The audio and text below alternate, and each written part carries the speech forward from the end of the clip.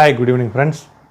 இன்றைய வீடியோவில் ஒரு மிக சிறந்த ஆளுமை, அவர் இப்போ இல்லை நம்மளோட, அவரை பற்றி ஒரு சில சிந்தனைகள். அவர் யாருன்னா பழனி பாபா. இந்த பெயரை நம்ம இந்த நூற்றாண்டில் சமகாலத்தில் சமீபத்தில் உள்ள மிக சிறந்த ஆளுமைகளில் ஒரு சிறந்த நபராக நம்மால் குறிப்பிட முடியும். பழனி பாபா அவருடைய இயற்பெயர் அஹமத் அலி. ஓகேங்களா? அவர் 1950 நவம்பரில் பிறக்கிறாரு. 47 இளம் வயதில் 47 வயதில் அவர் மரணமடைகிறார், படுகொலை செய்யப்படுகிறார்.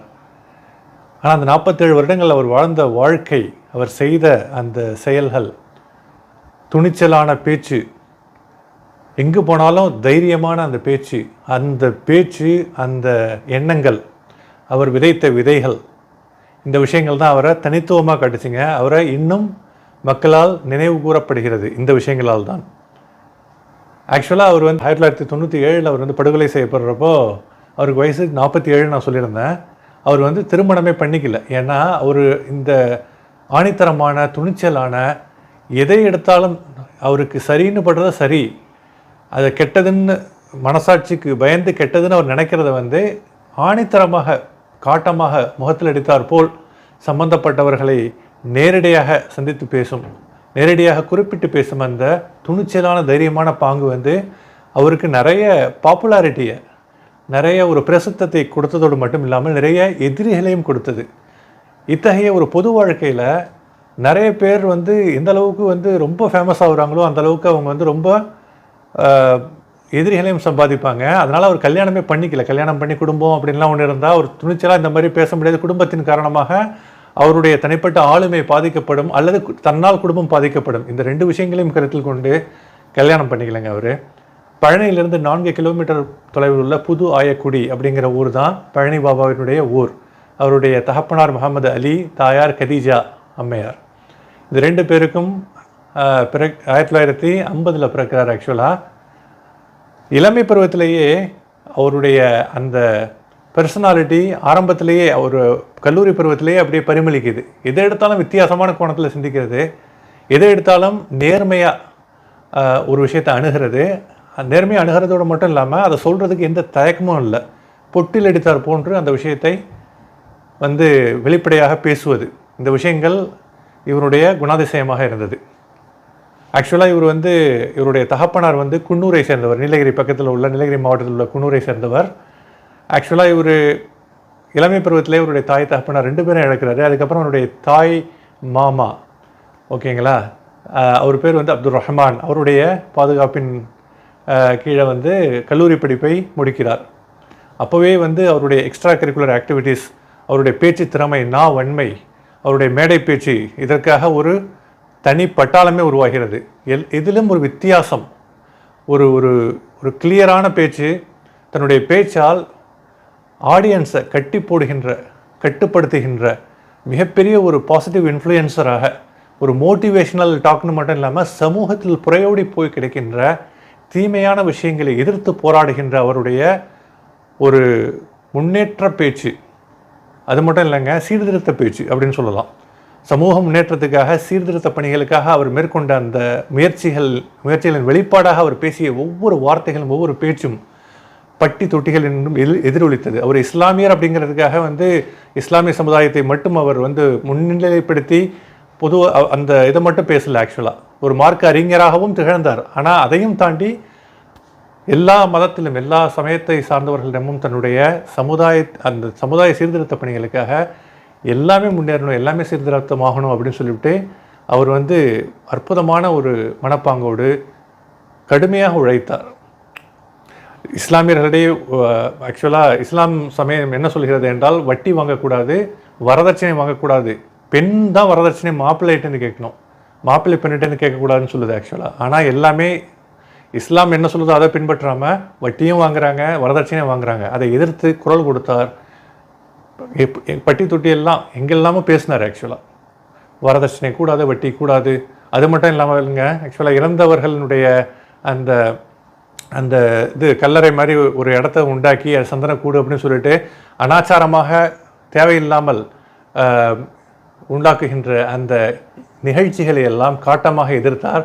அதனால் ஒரு இஸ்லாமியர்களிடையே ஒரு சாரார் அவரை வெறுத்தனர். ஆனால் இஸ்லாத்தில் இல்லாத விஷயங்களை அவர் வந்து மறுத்தார்.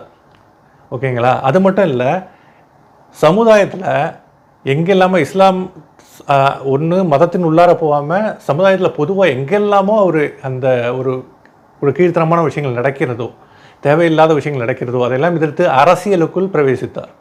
பொது வாழ்க்கைன்னு வந்து அரசியலில் பிரவேசிக்க வேண்டியது அத்தியாவசியமாகிறது. அப்போ தான் நம்ம நாட்டை, நம்ம ஊரை, நம்ம மாநிலத்தை, நம்ம நாட்டை சீர்திருத்த முடியும். பொது வாழ்க்கைக்குள்ளார வந்தால் தான் அந்த அரசியலுக்குள்ளும் பிரவேசிக்கிறார். எம்ஜிஆர் காலத்தில், ஏடிஎம்கே காலத்தில் வந்து சென்னை புனித ஜார்ஜ் கோட்டைக்குள் வர தடை விதிக்கப்படுகிறது இந்த பழனி பாபாவுக்கு.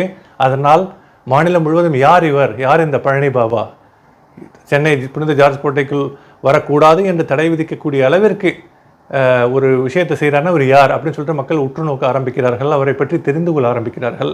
அவருடைய பேச்சை கேட்க ஆரம்பிக்கிறார்கள்.